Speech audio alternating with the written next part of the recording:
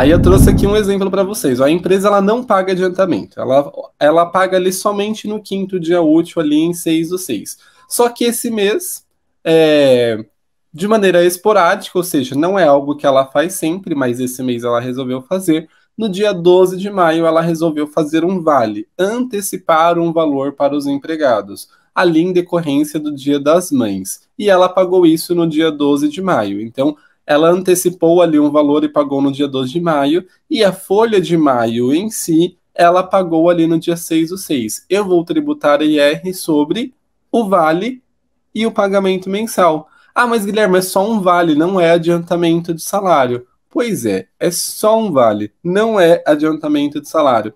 Mas vamos voltar para o que diz lá o RIRO 2018, nosso regulamento do imposto de renda. Temos os dois primeiros trechos. Olha só, o que eu falei para vocês? A gente tem que entender que o artigo só tem 3 itens. Quando não tributa, que é o caput ali, né, o início do artigo. Quando tributa, que é o parágrafo primeiro. E o parágrafo segundo, qual é o conceito de adiantamento salarial?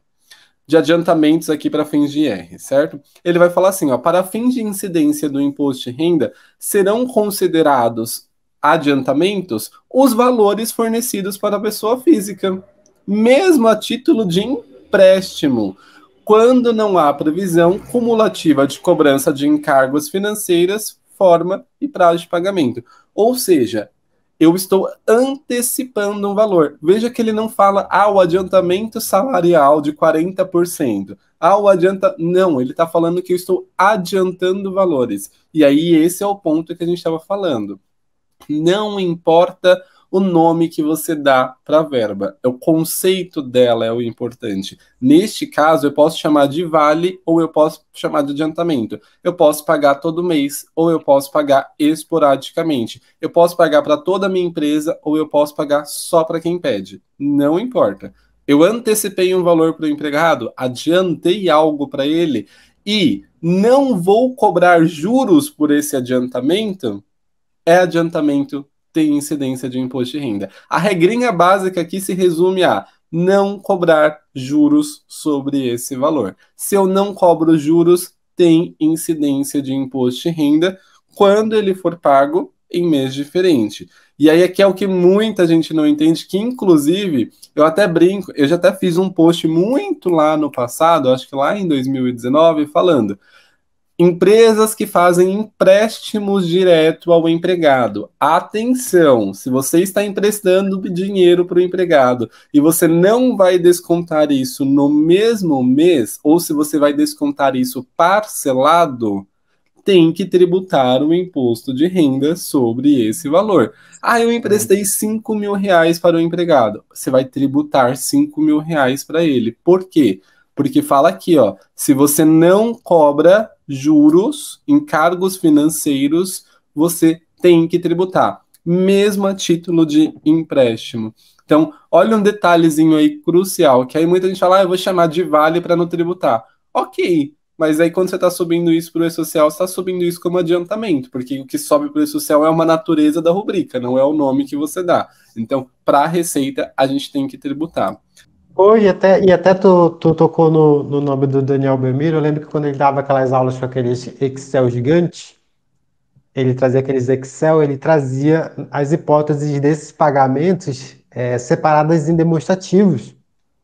Então, se a gente for mesmo implantar, as empresas que têm esse hábito, né, de ficar fornecendo esses valores antecipados, que são adiantamentos para o empregado, se a gente fosse operacionalizar isso na prática, para cada valor que você paga, às vezes até uma operação de caixa, o dependente fica sabendo, você teria que calcular, vamos dizer assim, na parte prática, né? Você fazendo isso na operação do dia a dia. Você teria que ir lá calcular uma folha de adiantamento.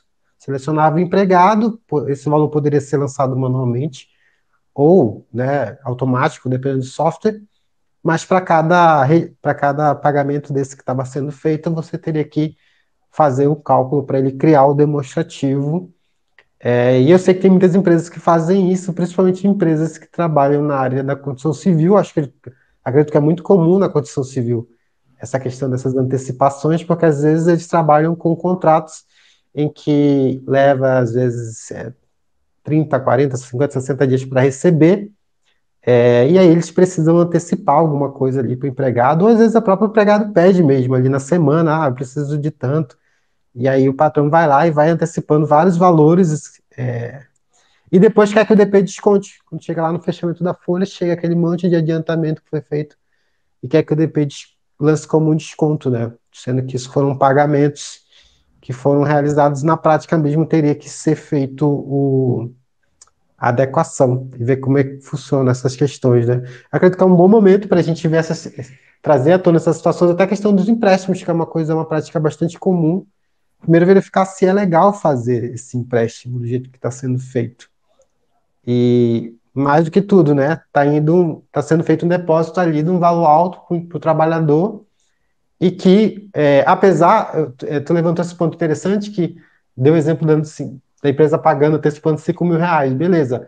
Vai tributar no pagamento, ok, mas quando esse desconto ele transitar lá na folha, né? Quando essa parcela for transitar na folha descontando, ela tem que ir um parâmetro com base também para o IR para poder ela deduzir da base de cálculo daquele mês. Por quê? Porque o IR já foi tributado lá no pagamento, né, quando foi antecipado. Tem bastante detalhe interessante aí que pode trazer debate e reflexão com relação ao tema.